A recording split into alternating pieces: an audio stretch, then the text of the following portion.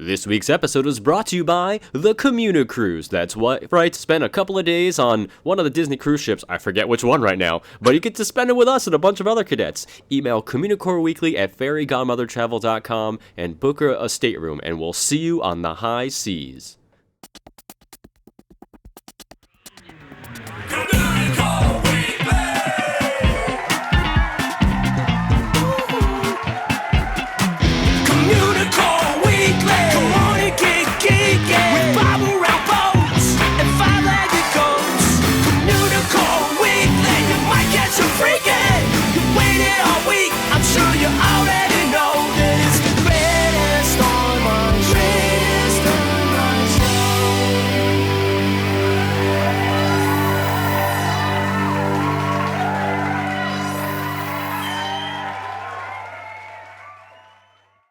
Hello and welcome to Communicore Weekly, the greatest online show and home of the world's first pair of independently born identical twins. I'm George. And I'm Jeff. And, you know, I just gotta mention something and I really should have looked up the name before I did the banter, but again, we don't prepare this stuff. Someone literally emailed us the day that the part one of this episode came out and said, you guys should really do a segment on Cedar Point. And I was like, good timing, sir, because guess what's coming out today? Guess what we did just for you? And I think it was Greg.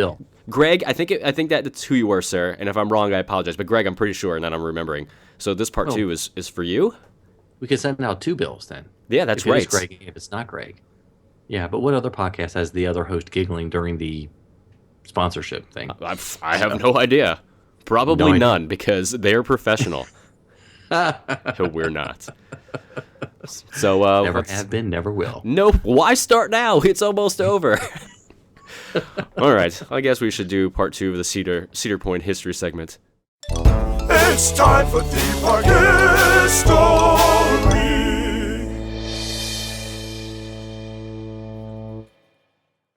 So way back in episode 216 last week, we covered the first 60 years or so of Cedar Point, which is located near Sandusky, Ohio. And, you know, we followed the park as it grew from a few bathhouses and a beer garden to this full-fledged amusement park with several hotels and a midway and, you know, a few roller coasters. And we left the park in 1931 as the manager of more than 30 years, George Voegtling, passed away. And he was an incredible influence on the park and shepherded it into the future. You know, and as we covered in our history of amusement parks and our detailed look at the parks of Coney Island, a lot of parks didn't survive the Great Depression that started in 1929 and lasted throughout most of the 30s. Also, many parks were lost due to fires. Cedar Point was fortunate and only saw major problems from the devastating 1924 tornado that traveled along northern Ohio. And we know that Cedar Point survived the Great Depression, but there were many times when it was on the brink of closing or sold outright. So let's jump back into Dr. Scott's, not Dr. Squat, that's something different, Dr. Squat's Swanboat Time Machine to head back to Cedar Point in the 1930s. So Edward Smith took over after Voegtling's passing. And the 1930s were almost the beginning of the end for the park, and not a lot was done to improve or really add to it overall. But in 1934, the Leapfrog Railway was rebuilt and named the High Frolics, and a tumblebug ride was added in 1935. And at some point in the late 1930s, the park was almost sold to the state of Ohio for $3 million. Yeah, and in 1938, the board of directors of the park remodeled the second floor of the Coliseum. It was built in 1906 and featured a ballroom on the second floor and sold beer and wine on the first floor. It was remodeled with an Art Deco feel and hosted many big bands during the 30s and the 40s. The Coliseum has been seen as one of the only reasons that Cedar Point survived the Great Depression. The Leap the Dips Scenic Railway was removed in 1935, and the High Frolics was removed in 1940. And the Coliseum building is still in the park today. And another part of the park that kind of helped Cedar Point survive was a little green wagon, a paring knife, and a ton of potatoes. So those three things together kind of helped in a way. Yeah. So Al Berardi, he worked in the Penny Arcade and he sold skee-ball tickets. And he worked more than 60 hours a week and made about $11 a week, which today is about $160. And in 1942, Al and a partner built their very first French fry stand. And Al's mother, Erosa, joined him, and they were known as Mama Berardi's Homemade French Fries. And they sold the fries in the park until 1978 and became basically a park staple. And between 1941 and 1945, several attractions were added. The merry-go-round, the octopus, still one of my favorite rides, the Ferris wheel, the moon rocket, and the flying scooters. And in 1946, the Midway Carousel is added, and it's still Cedar Point's oldest existing ride. It was built in 1912 by Daniel Muller, and in 1951, moving on a little bit, the Cyclone was removed, starting one of the few periods that Cedar Point would be without a roller coaster. I don't believe it for a second. How do they even Scary. survive? Scary. So in 1952, a 10-ride Kiddieland opened. And, there were some other attractions added, like a Laugh in the Dark and a Loop Plane. But in 1956, a real estate group, which was led by George Russi and Emil Ligros, they purchased the entire peninsula. And their intent, basically, was to close down the resort and build a housing development. And this prompted a public protest against the state, including the governor, the legislators, and other officials as well. The state considered buying it and turning it into a park, but the city of Sandusky opposed it since they were going to be losing more than $40,000 a year in tax revenue. And also, the lease on the island stipulated that it needed to be used for an amusement park until at least 1959. So in 1957, the Cedar Point Causeway opened at a cost of $600,000, and this offered a second road, so to speak, for visitors.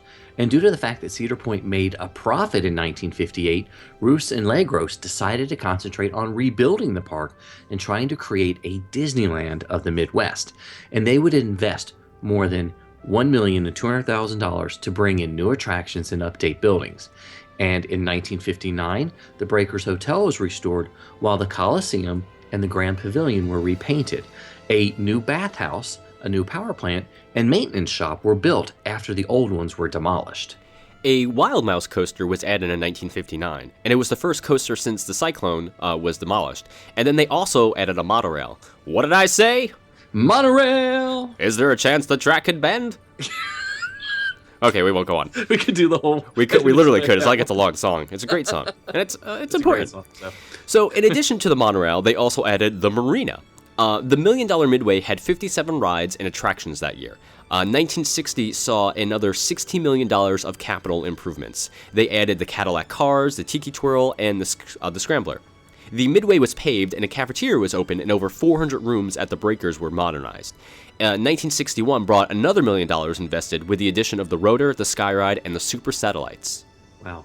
And in 1963, the Cedar Point and Lake Erie Railroad opened, and there were 6 engines. The Maud L, which was a Baldwin 1902, the Albert, which was a Davenport from 1911, number 22 Vulcan from 1922, Porter Bell from 1878, and then there were also 2 vintage Porters.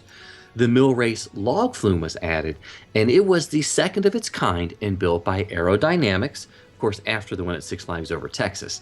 And the Wild Mouse coaster had been removed in 1962, so the park again was without a coaster, until the Blue Streak opened in 1964. Now, the Blue Streak, which is still running today, was built by John Allen of the Philadelphia Toboggan Coaster.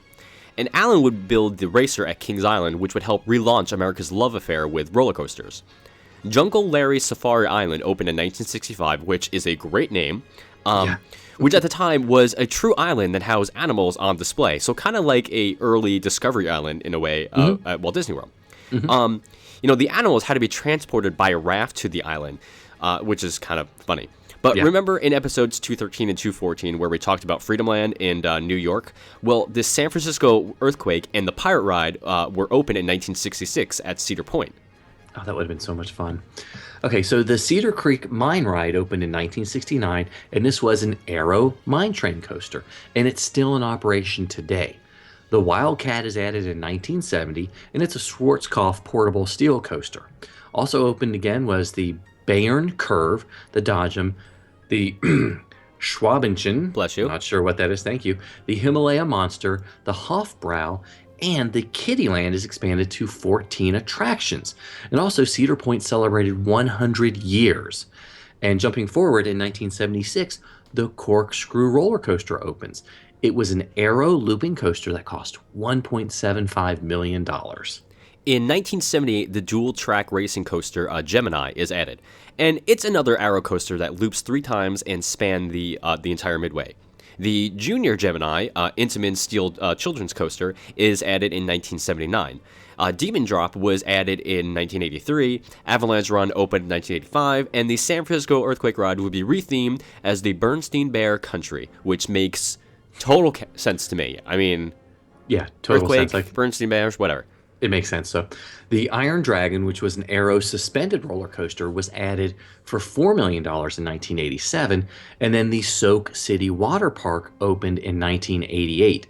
It was a $3.5 million 5-acre project with 10 slides that had 2 had heated water. There were 60-foot speed slides. There were body slides and runaway inner tube slides. I'm not sure what that is. And the rollicking raft slides. And they also built a bathhouse, well, because it's the bathhouse. Of course. What else do you need? And in 1989, the 200-foot tall hypercoaster Magnum XL200 opens. And it's an aero coaster that cost $8 million, reached 200 feet, and went 70 miles per hour. 1991 brought the Mean Streak, which is the world's tallest and fastest wooden roller coaster at the time.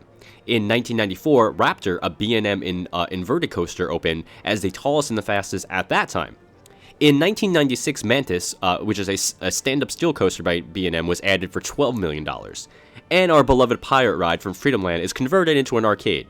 And of course, my personal favorite, Hollow Weekends debuted in 1997. Yeah, we had to make sure that was added. So, another scary place was Camp Snoopy, right? No, just kidding. Ooh, Camp Spooky. So, Camp Snoopy opened in 1999, which included 8 attractions and the Woodstock Express, a junior roller coaster. And in 2000, Millennium Force debuts. It exceeds 300 feet in height and breaks 11 world records, including the tallest, fastest, and the steepest. The park also holds the world record with 68 rides, including 14 coasters. Wicked Twister opens in 2002, and it's the world's tallest and fastest impulse coaster, which is one of those linear induction coasters. And it's also the world's first double twist vertical coaster. In 2003, Top Thrill Dragster opened. It's a rocket coaster that exceeds 400 feet, making it a strata coaster and hits speeds of 120 miles per hour. I'm so down for that. This is going to be great. So, Maverick, a steel coaster, was opened in 2007. It cost $21 million and had a delayed opening because the heart line roll element was too intense for people. Mm-hmm. In 2008, it saw the addition of Planet Snoopy with ridges from the closed Guigula Lake Park. Shoot the Rapids, a flume ride with 2 drops, took riders through a rustic western environment with illegal moonshining. Hooray, our favorite! And George's least favorite type of attraction in the world opened in 2010, the 300-foot tall Windseeker. I'm not going to say anything. So, in 2011, Matt Ouimet was named as the CEO of Cedar Fair. And previously, he had served as the president of Disney Cruise Line and Disneyland Resort. So, yay. And in 2013, Gatekeeper, the world's longest wing coaster, was opened. It was part of a new entrance complex. And Mantis, was the stand-up coaster built by Bollinger Mablard in 1996, was converted to a floorless coaster for the 2015 season. It was renamed Rougarou, which I love saying Rougarou, and given a new paint scheme in addition to the new cars.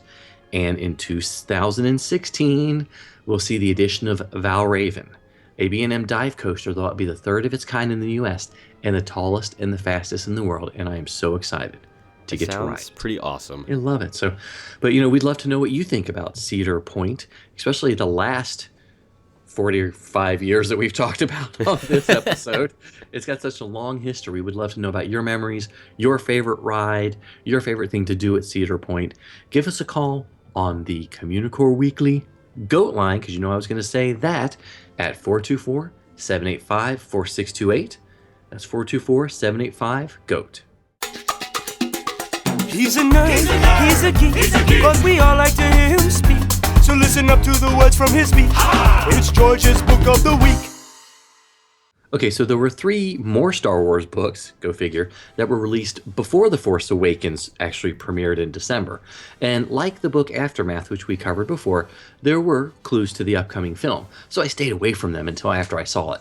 And the three books that we're talking about focus on the three heroes of the original trilogy and serve to bridge sort of between the first films, A New Hope, Empire, and Jedi. And they're part of the Journey to the Force Awakens series. And overall, I enjoy them, but I'm not sure if they're for everyone. So the first step was trying to figure out in what order I needed to read them. And after reading them, you really don't have to read them in any order. You can just pick them up and go because they're so separate. They're all independent. They happen between the films, but I still had to read them as close to order as I could figure out. Okay, so the first one we're going to look at is The Journey to Star Wars: The Force Awakens Smuggler's Run, a Han Solo adventure by Greg Rucka and Phil Noda. And I enjoyed the Han Solo book the most because out of the three, it sort of fit my view of what the Star Wars universe is supposed to be. The book starts shortly after the Battle of Yavin. In fact, Princess Leia is one of the last people on the moon, and she's waiting to convince Solo and Chewbacca to go on a rescue mission, even as the moon is being bombarded by the Imperial forces after regrouping from the loss of the Death Star. So Solo and Chewbacca race across the galaxy to the planet Surkan, because you gotta have a weird name. They're trying to find a missing operative who's very important to the rebels. And the operative is also being followed by an Imperial Star Destroyer and an Imperial Security Bureau officer who is following orders and doesn't really know that the Death Star has been destroyed. So there's definitely a lot of confusion going on in the Empire. So I enjoyed the Han Solo book, but felt like it was more of a short story that was turned into a novella. Definitely aimed at the tween and teen audience, but I think a lot of Star Wars fans are going to enjoy it if they're really looking for a good Han Solo and Chewbacca story itself. Lots of action, and the book has that Han Solo charm, and there's several battle scenes, and they're really well done. Okay, so the second book is Journey to Star Wars: The Force Awakens, The Weapon of a Jedi, a Luke Skywalker adventure. And this one again takes place after the Battle of Yavin, but a little bit past the Han Solo book. And basically, Luke has to recover some data at the request of Mon Mothma. And he gets saddled with a Y-Wing, and like, how boring. But then you realize he has to take R2-D2 and C-3PO, which is why the Y-Wing makes more sense. And he ends up sort of crash landing on the planet Deveron and is drawn to a mysterious temple. The Force is pulling him. So this is still a Luke who is completely unsure of the Force and what the Jedi actually are. And he hires a guy that takes him to the Forbidden Area, which has been named off limits by the Empire, and there's a temple. And word is that the Jedi built the temple, so Luke is interested, so maybe he can learn something. And along the way, he runs into some trouble. He has to figure out how to use the lightsaber. And it sort of felt like one of those Marvel comics after the release of A New Hope, where nobody really knew what was going on with the universe. And it wasn't as satisfying as the other two novels, but I still liked it, still enjoyed it, and I think people will get a kick out of seeing a Luke who doesn't know much about the Jedi. So the final book is Journey to Star Wars: The Force Awakens, Moving Target, a Princess Leia adventure. And this book takes place after Empire Strikes Back and a few months before Return of the Jedi. And my guess is that they're getting closer to Jedi because they have to figure out a way of rescuing Han Solo as well. So the interesting part about this story is seeing Princess Leia and how she acts and how she does certain things which we've never really seen her do before. And it felt a little out of place to me because we've never seen anything that focused on Leia as being sort of like an action hero instead of just using her diplomatic skills. We just haven't seen as much of that. It's a good book because they tell you an interesting story where she is forced to go out on a mission, and she knows and we know that the mission is not supposed to succeed, and a lot of people are potentially going to die, but they have to do this to get to Return of the Jedi. Like I said, it's still a Leia that we're not used to seeing. She's a little bit different. This is the Leia that climbs mountains, sort of, and engages in other shootouts and firefights. And it's just something that I just wasn't used to or prepared for. Still, I enjoyed it. Really liked it. Liked it more than the Luke book, but not as much as the Han Solo book. I like them all.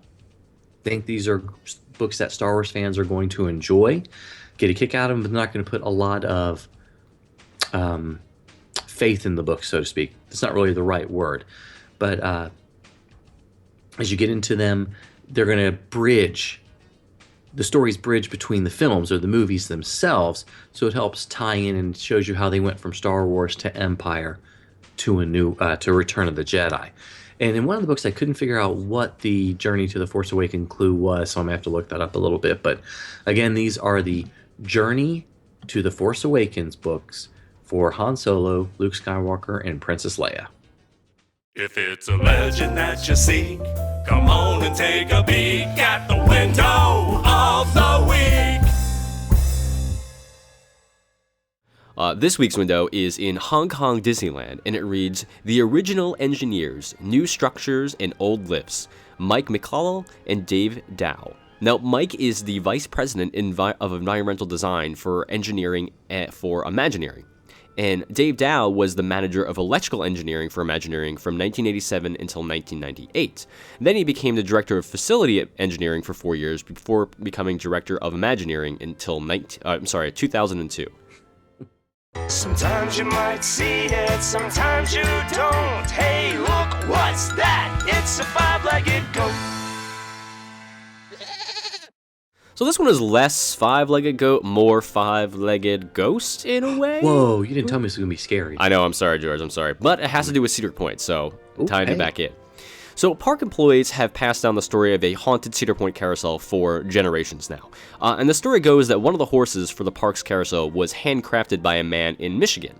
Now, legend has it that his wife was especially fond of this horse and was so protective of it that she didn't want anyone to photograph it. That's how much she loved it. So the legend states that the man caught his wife with another man. I'm not going to say doing what, but then afterward he was so angry he took care of them both. Are you getting what I'm putting down here? Okay, we'll just move on. So he apparently carved their bones into the horse that she loves so much. I don't know what that means or what that entails. I don't want to know, but it sounds crazy. So this is unverified, obviously, but a lot of park employees have claimed over the years to have been spooked by the carousel after dark. Some even claim to have seen the ghost of the woman riding the carousel. The original carousel has moved on to another park, but the original horse that's haunted is said to still be in storage at the park. So you ever go walking past the Frontier Town Museum and get scared? It might just be the ghost of Cedar Point, wondering where the carousel went.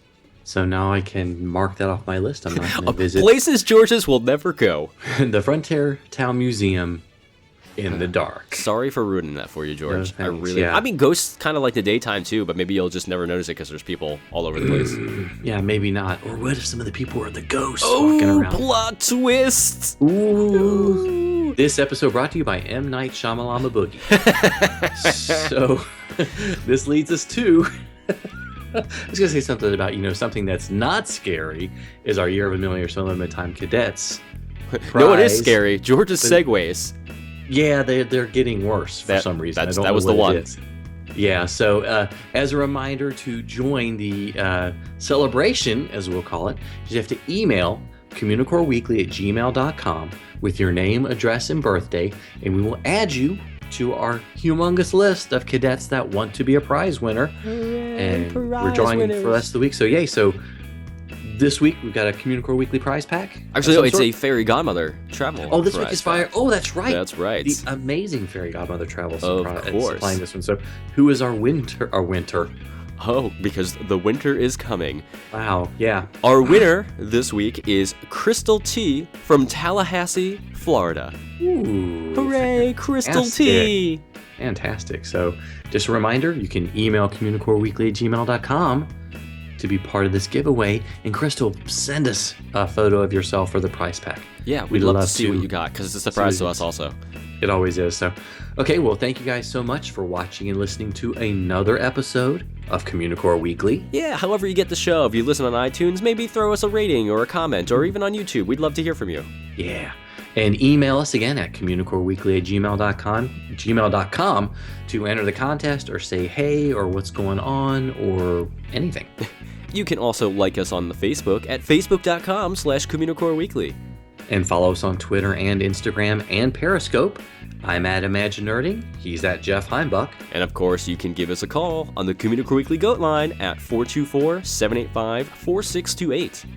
Visit communicoreweekly.spreadshirt.com to pick up some incredible Communicore Weekly t-shirts. And there's still time to get your official cadet membership card and stickers. You can send a self-addressed stamped envelope to Communicore Weekly, P.O. Box 432, Orange, California, 92856. And visit patreon.com/Communicore Weekly to find out how you can help support the greatest online show. And for Jeff Heimbuck, I'm George Taylor. And for George Taylor, I'm Jeff Heimbuck. Thanks so much for listening, guys and gals. We'll see you next time on Communicore Weekly, the greatest online show.